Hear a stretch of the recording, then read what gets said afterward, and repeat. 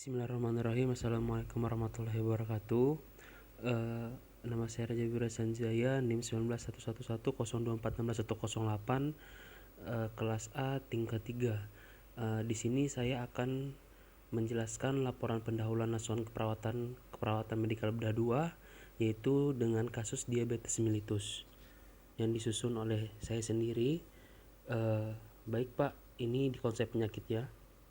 Untuk pengertiannya, diabetes mellitus merupakan sekumpulan gangguan metabolik yang ditandai dengan peningkatan kadar glukosa darah atau yang sering kita sebut dengan hiperglikemia akibat kerusakan pada sekresi insulin, kerja insulin, atau kedua-duanya. Untuk etiologinya Pak, menurut Smeltzer 2015, diabetes mellitus dapat diklasifikasi ke dalam dua kategori klinis, yaitu genetik. Yang pertama diabetes tipe 1 dan diabetes tipe 2. Untuk diabetes tipe 1 ini dia ada beberapa faktor yang mempengaruhi Pak. Yang pertama genetik, yang kedua imunologi, dan yang ketiga lingkungan. Untuk diabetes tipe 2 ini Pak, menurut Smeltzer 2015, mekanisme yang tepat yang menyebabkan resistensi insulin dan gangguan sekresi insulin pada diabetes tipe 2 ini masih belum diketahui. Faktor genetik memegang peranan dalam proses terjadinya resistensi insulin. Faktor-faktor risikonya itu yang pertama ada usia, obesitas, dan riwayat keluarga. Untuk usia itu diresistensikan di insulin cenderung meningkat pada usia 65 tahun Pak. Untuk patofisiologinya, penyakit yang disebabkan karena menurunnya insulin atau defisiensi insulin, yaitu bisa terjadi kerusakan, menurunnya reseptor insulin pada jaringan perifer, dan menurunnya reseptor glukosa di kelenjar pankreas. Diabetes mellitus tipe 2 ini terjadi karena sel-sel insulin gagal karena tidak mampu insulin disebabkan karena faktor genetik, dan lingkungan juga bisa menjadi penyebab terjadinya diabetes mellitus. Untuk pasien pada tipe 2 ini produksi glukosa dalam hatinya berlebih, tetapi tidak terjadi kerusakan sel-sel beta Langerhans secara autoimun. Ini untuk pathway-nya Pak. Untuk pathway di DM tipe 1 dan DM di tipe 2. Untuk DM tipe 1 ini sel B pankreas itu hancur, dan untuk DM tipe 2 ini terjadi idioponik, usia, genotik, dan lain-lain. Dan turunlah ke bawah menjadi jumlah sel pankreas menurun. Maka bisa terjadi defisiensi insulin. Ketika defisiensi insulin, timbullah 3 gejala atau 3 masalah utama yang keluar, yaitu hiperglikemia, katabolisme protein meningkat, dan limfosit meningkat. Ketika pasien mengalami hiperglikemia, fleksibilitas darah merah dan terjadi pelepasan O2. Ketika pelepasan O2 berlangsung, maka terjadi hipoksia di perifer. Maka pasien bisa mengalami nyeri. Maka diagnosa perawatan bisa diangkat, yaitu nyeri akut. Nah, ketika katabolisme protein yang meningkat, terjadilah retensi urin, yang dimana bisa terjadi pemecahan glukosa menuju ke sel itu menurun. Maka pasien ini bisa mengalami hiperglikemia. Maka masalah keperawatan yang bisa diambil yaitu resiko ketidakstabilan kadar glukosa darah. Ketika terjadi hiperglikemia, di darah itu terjadi viskolita darah, lalu aliran darah melambat, terus darah menjadi eksemis di bagian jaringan, lalu terjadilah nekrosis atau luka, dan timbullah gangren, lalu aktivitas pasien ini terganggu. Maka masalah keperawatan bisa diangkat, yaitu intoleransi aktivitas. Ketika limfosit meningkat, maka pasien yang mengalami DM tipe 2 ini dia akan ada pembatasan diet sehingga terjadi penurunan berat badan.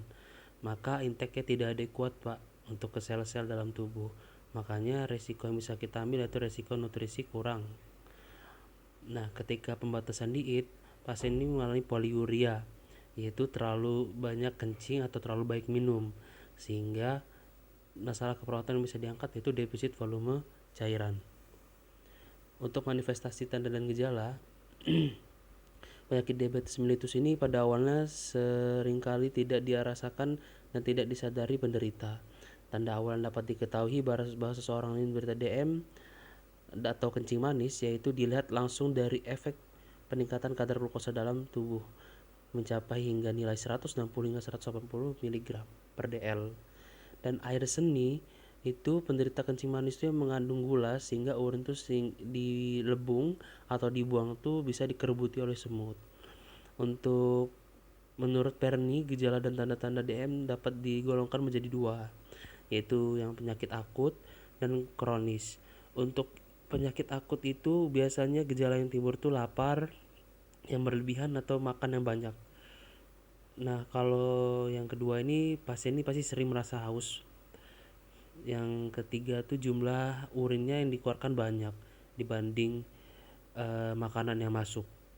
Untuk gejala kronik penyakit DM ini biasanya dia mengalami kesemutan di bagian kaki, di ekstremitas, lalu kulitnya terasa panas atau seperti tertusuk jarum, terus rasa tebal di kulit atau edem di bagian kulit manapun, kram, mudah mengantuk, mata kabur, biasanya sering ganti kacamata, gatal di sekitar kemaluan atau terutama pada wanita, gigi mudah goyang dan mudah lepas.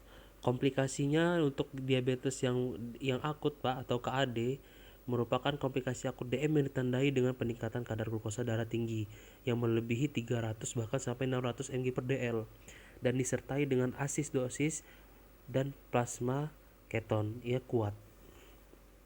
Lalu hipoglikemi ditandai dengan menurunnya kadar glukosa darah hingga mencapai kurang dari 60 mg per dl dengan gejala jantungnya berdebar, rasa berdebar, banyak keringat, gemetar, dan rasa lapar.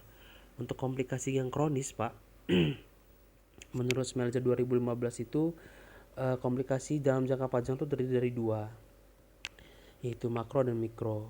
Makrongiopati ini pembuluh darah jantung, pembuluh darah tepi, pembuluh darah otak.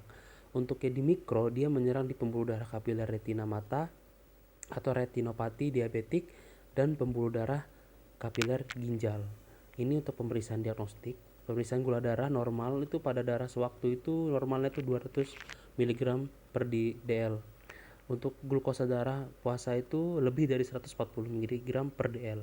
Dan untuk glukosa darah 2 jam setelah makan tuh lebih dari 200 mg per dl. Lalu pemeriksaan fungsi tiroid, apakah aktivitas hormonnya tiroid itu dapat meningkat? Ya, meningkat. Untuk urin pasti terdapat glukosa dalam urinnya seperti yang di manifestasi tadi yang saya jelaskan. Untuk yang keempat, kultur pus mengetahui jenis kuman pada luka yang memberikan antibiotik yang sesuai dengan jenis kuman. Untuk pelaksanaan itu yang pertama tuh untuk diet pasti pola makannya harus diubah, memperbaiki kesehatan umum pasien, terus mengarahkan pada BB normal, mengarahkan dan menimbulkan penyakit angiopati diabetik, memberikan modifikasi diet sesuai dengan penderita, edukasi atau penyuluhan, lalu pemberian obat-obatan, lalu pemeriksaan gula darah rutin. Ini konsep asuhan keperawatan ya Pak. Ada pemeriksaan head to toe, TTV, kulit, di bagian kulit pemeriksaan dada, toraks, pemeriksaan jantung, dan pemeriksaan abdomen, pemeriksaan inguinal, pemeriksaan muskuloskeletal, ekstremitas, dan pemeriksaan neurologis. Untuk diagnosa keperawatannya itu yang saya ambil pertama yaitu ketidakstabilan glukosa darah berhubungan dengan resiko insulin, nyeri akut berhubungan dengan agen pencegah fisik, berhubungan dengan pencegah fisik, lalu intoleransi aktivitas berhubungan dengan imobilisasi. Ini untuk intervensinya Pak. Untuk SLK-nya ketidakstabilan glukosa darah, untuk psikinya manajemen hiperglikemia, dengan ada 4 tindakan yaitu observasi, terapeutik, edukasi, dan kolaborasi. Untuk yang kedua ini nyeri akut berhubungan dengan aktivitas fisik atau fisiologis. Untuk SLKI-nya yaitu tingkat nyeri, lalu manajemen nyeri untuk intervensinya. Dan untuk yang terakhir diagnosa yang saya ambil yaitu intoleransi aktivitas, yaitu yang ketiga di intervensinya yaitu manajemen energi. Nah, ini daftar pustakanya. Sekian presentasi dari saya, kurang dan lebihnya saya mohon maaf. Pada Allah saya menampun. Saya akhiri. Wassalamualaikum warahmatullahi wabarakatuh.